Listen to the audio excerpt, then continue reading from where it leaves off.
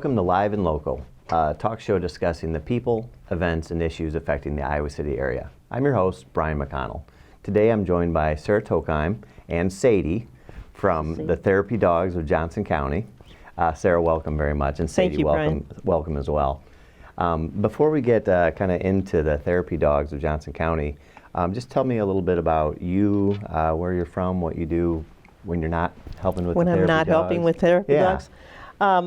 Well, I'm retired. I did computers for 45 years. I started out, I grew up in Cedar Rapids. Okay. And then I ended up moving to Iowa City in 1967 and got a job at the computer center before Computer Center existed. So in 1967. So then I started my career of computers all over the country and ended up in New Mexico and finally retired and came back here. And now I do volunteer stuff and work with therapy dogs. And I teach part-time at Kirkwood. Oh, great. Yeah. So what got you involved? What enticed you to get involved with therapy dogs? Well, I was taking Sadie to Spot and Company for a little training, and Sue Pearson said, boy, she'd make a good read dog. And I said, what's a read dog? And she said, and so she explained to it, and reading education assistance dogs, and where we take the dog in and the kid gets to read to the dog for 20 minutes. So she put me in touch with Maggie Weingarten, who started Therapy Dogs of Johnson County. And from there, I started studying and working towards passing the tests that you have to pass to get to be therapy dog. And the rest is history. So we've been doing it for 8 years. That's how long you've been doing it? Yeah. So give a little background of therapy dogs, how it got started. And Well, Maggie Weingarten started it in 2007, and I joined it in 2009. She started it with her dog Lucy, who's a golden doodle, and Lucy retired a couple of years ago and just does the neutral dog testing for the evaluations. I'm not sure if you know what the neutral dog is. No. Oh, when you test for the evaluation, the dogs have to be able to walk by someone with another dog and kind of ignore that dog. And that's probably the hardest part of that whole test, and we always worry about it. No matter how many times we've taken the tests, we worry every year if our dog is going to be able to do that. Well, Lucy has become the chief neutral dog, and she does a great job. But the other dogs look at Lucy and say, wow, she looks like fun. Maybe we should join in. And they sometimes try to meet her. But we work with them so that they can get past that. When our dog was a puppy, we took him through some training, and they had an exercise similar to that, and that was by far the toughest one for the puppies to walk by and not be curious. Well, they want to play. Yeah, exactly. So I guess where'd the idea come from? Is this a network that's in place in other places throughout the country? It's throughout the world. Okay.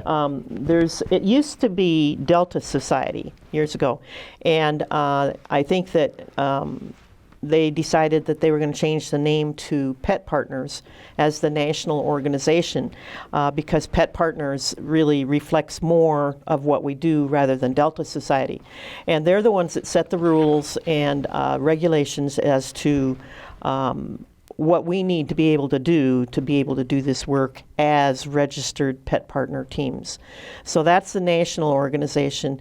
And then the READ organization, the Reading Education Assistance Dogs, that group is out of Utah. Okay. And they require that you are either a pet partner team, registered team, or there's another, there's only one other group that I know of, and that's called Therapy Dogs International. I don't really know very much about them, and I think there might be some other ones. But you have to be registered as a therapy dog before you can do the READ. And once you're in, the handler, which would be me, has to take a written test for the READ program. And then once you pass that, then you don't have to do any other testing.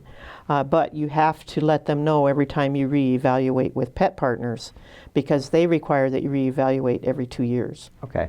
So you've touched on the READ program quite a bit. Can you get a little more in depth about what that is? Yeah, we have several teams that go to the elementary schools in the area, and we also do the libraries, the Iowa City Library and Coralville Library. We do those one Sunday a month.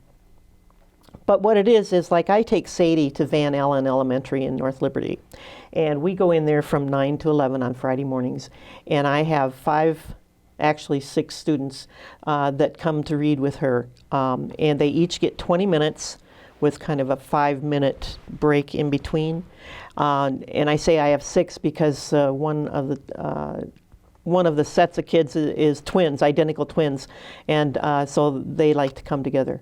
Okay. And they split the 20 minutes between them.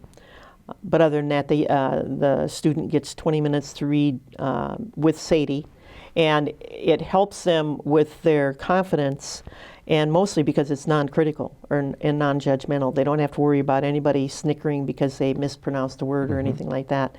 And Sadie's there and just cuddles up with them and provides support, and they get a lot better at their reading. So, and that's intriguing, and I don't doubt it. As we were discussing before the show, having a dog, they're clearly therapeutic. But Oh, yeah.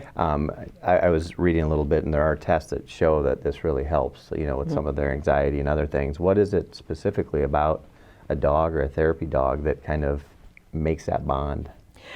Well, a dog, it just calms everybody down. I mean, the first ones, when Sadie and I go to Van Allen, the first ones there to greet Sadie is a staff. And every teacher there wants to come in and get a pet with Sadie because it's one of the good parts of their day. Yeah. And Sadie is there and she just loves it. But I can tell when the student is getting a little nervous or stressed out or whatever, their hand will go reach out and start petting Sadie. Okay. And then they just keep right on reading. But just as an observer and what I would consider an uneducated observer, I can see the kids improve from 1 week to the next in their reading just because they can hear their own voice. There's nobody in the background saying, "Oh, that's terrible," or whatever. And Sadie's there giving them all the kisses they can handle, saying, "Oh, you're just the best kid in the world." And for that 20 minutes, that's how they get to feel.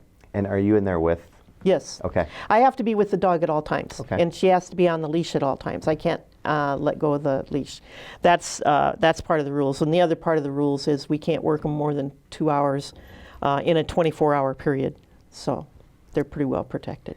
So how does a student get connected with a therapy dog? Is it something that the teachers initiate that, maybe some children that are struggling, or is it, how are they identified and how are they matched? It varies from school to school, but at Van Allen, the counselor, Amy Schultz, is the one that selects the kids to do the program. And what we've got it set up now is we try to do 3 10-week sessions throughout the year. And so I can do 15 students in a year.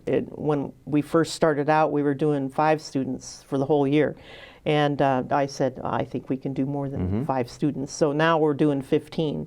And she selects them, and it's usually selected on a variety of things. I know that if there's a student that's having problems at home as far as been different health issues in the family where the kid is stressed out and just scared, she'll put them in the READ program just as a stress reliever. And some of those kids have been really good, Sadie, come here, have been really good readers. And so I know they're not in there because they need help with their reading abilities. Just outside influences. Yeah. And so it seems to work for them. And sometimes it's students that have behavior problems. And so this is an effort to try to get them to focus a little bit more on their schoolwork and to focus on better behavior. Why are you sitting down there? Come on, you're the star, Sadie. Yeah, you got to get up here. Okay. How many schools are, not you in, you're in Van Allen, but I guess how many partners are there, and also what's the reach? Is it just in Johnson County, and then does it spread outside of Iowa City? Yes and yes. Okay. We've got a little over 20 teams now. Okay. And some of those are teams with people that work a regular full-time job yet, so they don't have the flexibility of going to the schools during the daytime. But I think that we're covering, I just got to throw this out, I think it's 14 schools. Okay. That teams go into the different schools, and each school has their own little style of operation. I know that one of the teams goes to Van Buren, and they go to Lucas, they go to Mark Twain, Longfellow. There's quite a few of them. We have more demand than we can meet, so we need more teams. So that's your biggest thing right now, is Yeah. just trying, if there's one message you could get across, if you Yeah. have a, If you have a- what are the qualifications? What makes a good therapy a dog that's never met a stranger, loves people, loves kids, is well behaved. They have to have really good obedience training, and just be friendly and like doing the work. If we find a team that's evaluating and it looks like the dog doesn't want to do the work, but the handler does, we won't pass them because it's not fair to the dog. So it's got to be a dog or a cat. We did have one cat. I've got a cat now that I'm hoping will do it. But if the dog doesn't want to do it, it's not fair to them. So we tell the handler, you better find another dog or cat or whatever, another animal. Yeah. And they do have all kinds of animals. They have miniature horses, they have ponies, they have llamas, they have rabbits. I think they've got guinea pigs. All around here? No. Okay. Maggie and I are the only evaluators in this general area. Okay. And so neither one of us have, well, I think she evaluated a cat, but neither one of us have evaluated anything more exotic than that. Mostly dogs. Yeah. So what is the training? Canine good citizen obedience training, and to make sure that the handler has control of the animal at all times, and that they have a good rapport, and that they work as a team. So it really is a team effort. Is it like a certain amount of weeks? Is it, you mentioned there's an online or in-person training, and then it's evaluated. What's the normal process? How long does that take? Well, that is training for the handler. Training for the dog is you would probably go to 2 or 3 dog training classes, which would end up to be maybe 12 to 18 weeks total. And that would be for the dog. And the dog also has to be at least a year old. Okay. And you have to have had the dog at least 6 months. Okay. And then the handler training is either online or in person. And that's the training that Maggie and I provide in a classroom environment. And that's a one-day classroom or workshop. And it gives the handler a really good understanding of what they need to be able to do with their teammate in order to pass. And some of them reevaluate and say, well, maybe this isn't what we should be doing. And then the evaluation is where the handler brings their dog. And the class is just for the handler. But the evaluation, they bring their dog or their whatever animal it is in, and we go through a series of tests or exercise. It's basically the things that you would run into if you were in a nursing home or a hospital or whatever. So we have some volunteers that are on crutches or walker and that type of thing to see how the dog and the handler react to this different kind of an environment. And it's usually pretty easy. Like I said, the neutral dog is the hardest part. Yeah. Well, it makes sense, like having crutches around, or, dogs notoriously don't like vacuum cleaners, but, they may see a crutch and approach that the same way, and just to make sure that they don't. And we always have to have a man in as one of the volunteers in testing or evaluating, because frequently dogs are afraid of men. Okay. And so we want to make sure that if that's the situation, we find out about it. Do you get Dave to help with that? Yes. Okay. Dave is our go-to man. How does your funding work? How are you funded? It's all volunteer. We have some corporate sponsors, A.W. Welt Insurance for one, Leash on Life, Zephyr Printing, Putts for Mutts, but I'm not doing that anymore, so. Okay. So that one is drying up.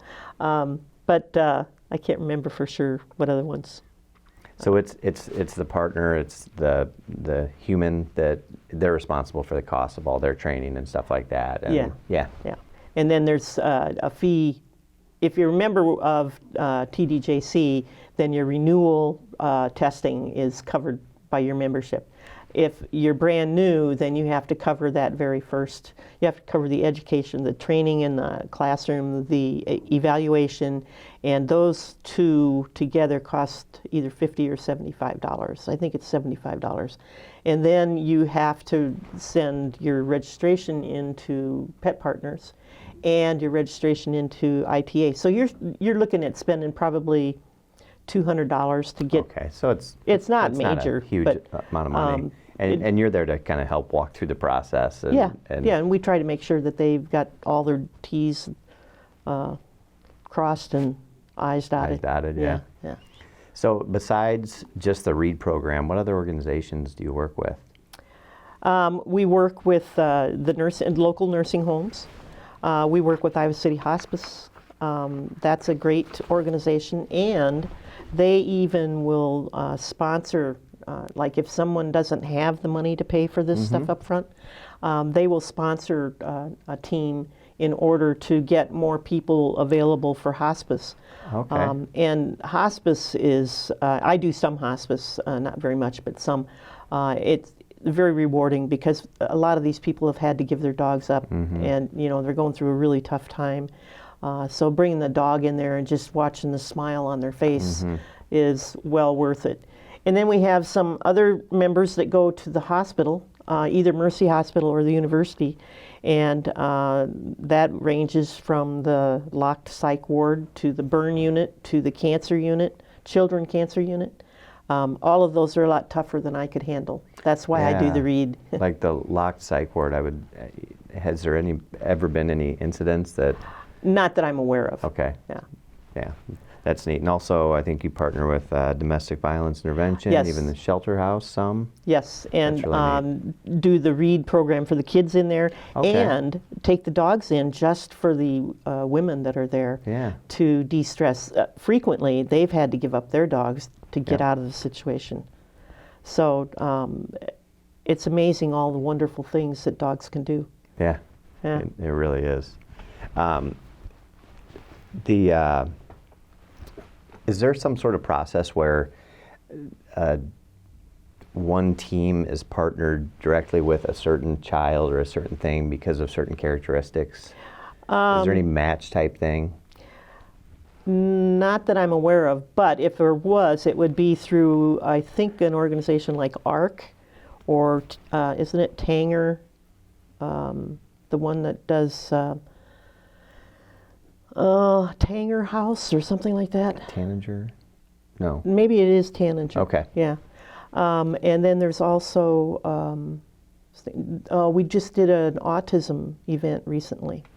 And so those are situations. And we also do some events over at the children's place over by the mall, over by Sycamore. There's a children's,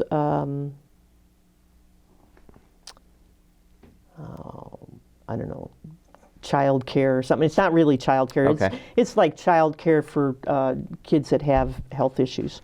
And there's some teams go over there. And they go to Bickford House. We go to Lantern Park Nursing Home. You ever go to like Ronald McDonald House or anything like that? We haven't. Okay. And I think mostly because we haven't been asked, and I'm not sure anybody's got extra time. We do university finals week, and that's coming up. I here read pretty about quick. that. That's really neat. Oh, it's fabulous, and one of the most fun events that we do, because the students just come in and spend 5-10 minutes playing with the dogs, and then they go back to studying. And so that's been a big hit, and that's grown a lot from when it started. We started it 3 or 4 years ago. Jana, Lynn, moss over at the library. So that's been a big hit. We go to the Women's Resource Action Center occasionally for some stress relief, and let's see. So really, you go where you're needed. We go wherever we can. And you asked earlier if it was just Johnson County, and the answer is no, because we have a team that's in Iowa County in Williamsburg. Okay. And that team goes to the nursing home in Williamsburg, and I believe it's Heritage House. Okay. It's the one that's referred to as the castle. Okay. I'm not familiar with it. Yeah. Anyway, we do that one, and then in West Branch, and I'm trying to think if there's. We've gone down to Kelowna. I guess those are still all Johnson County. Kelowna's But- Washington County, I think. Oh, okay. So we do those. Oh, and in Washington County, we have a team in Washington. So yeah, we're spreading out a little bit more, which is good. Yeah. Because then we can cover more people, but we still don't have enough to meet the demand. Yeah. And again, what's the best way to reach out or contact you or Maggie or whoever it might be if they want to get involved? Or I would think some people might be hesitant because they're like, well, my dog's not perfect. Wow. Or, and you know, probably not, Sadie seems pretty darn close to perfect, but I think so. is it one of those things that if you're just on the fence about it, why not give it a try, or just to contact you to? Just contact us. And probably the best way is on the website. And what's that? And that is therapydogsjc.com. Okay. And There's a link there to. there's a link there to contact us. And you can end up contacting either Maggie, the director, June, the treasurer, or me, the secretary. And whichever one of us gets the message, we'll get back. And we're always looking for new people. And the other thing, too, is if you have an animal that you think might be good, but you're just not sure, contact us. We'll meet you, and we can give you a quick bird's eye view of whether Sure. this animal is going to make it, or whether it's great potential or not. Okay. You know? And we'd love to do that. So I know that there's a difference, and sometimes people confuse between like an animal-assisted therapy dog and an animal-assisted activities dog. Mm-hmm. Can you explain what the difference there is?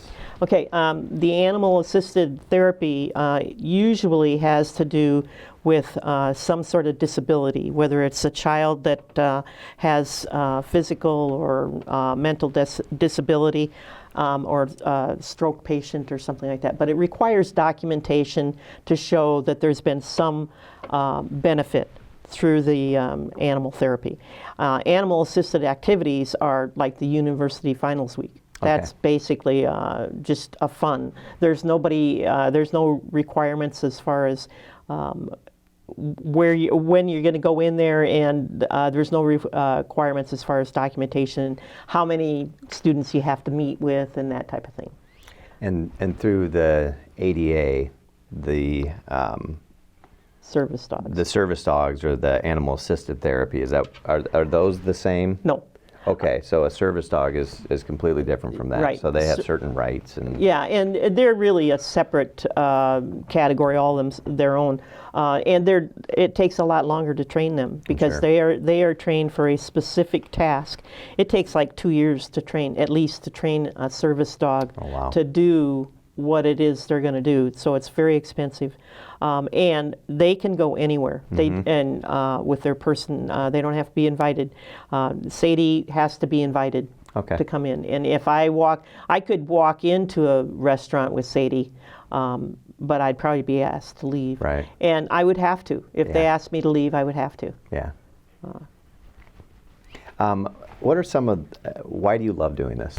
What are some of the It's best just- things that you've been doing it for? What'd you say, 6, 7, 8 years? Yeah, 7 or 8 years What now. keeps you doing it? The looks on the kid's face when they see Sadie, or prior to Sadie, Garbo, when Garbo was still doing it. I mean, these kids love these dogs. And when you see a group of semi-adults, university kids, coming in and just getting down on the floor and playing with the dogs for 5-10 minutes, and then just these big smiles on their face, and then they get up and they leave. And most of them are missing their dogs at home. And we've tried to schedule something where we bring the dogs into the university early in the season, like in August when they first start, because they're just away from home the first time probably ever, and they're really missing home, and they're missing their dogs and stuff like that. So we're still working on getting that scheduled. Yeah. But yeah. I mean, I know just the thrill of when you get home, and no matter how bad of a day you've had, your dog, Murphy in my case, is so excited to see you. It can't help but to put you in a better mood. And Right. It's the same thing in these instances. How many people can you get to greet you like that every day? 0, including my wife. But I'll maybe talk to her about that. Yeah, but. yeah. What are, other than needing more partners to do this, what are some of the challenges that you face? Is it more awareness? Well, I think financially, I think we're doing pretty good. We got a $25,000 grant from Canyon Ranch Dog Food, I think. Didn't you get something from Purina a couple years Yeah, ago too? it's a Same thing. Yeah, I remember Yeah. Maggie and Dave talking about that. We don't spend a lot of money. Uh-huh. June and Maggie are really tight with the checkbook. Probably tighter than they need to be. But Maybe they'll address this after they see this. yes, yeah, I'm sure they will. But you know, we get in some donations. We do a lot of the trade fair type things, like when the shelter is doing something, or when they have some sort of big deal downtown. We put up a tent and make contact with people. But mostly our biggest expense is bookmarks, these little brochures, and books. We buy a lot of books for kids, and we just give the books away.